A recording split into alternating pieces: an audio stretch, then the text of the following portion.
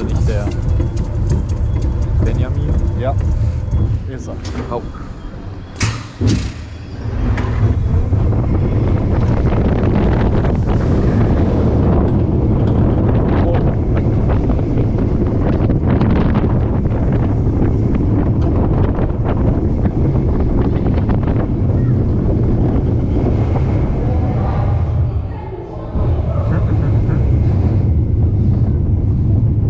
Ich wollte mir nur kurz die Deko angucken, bin jetzt wieder weg.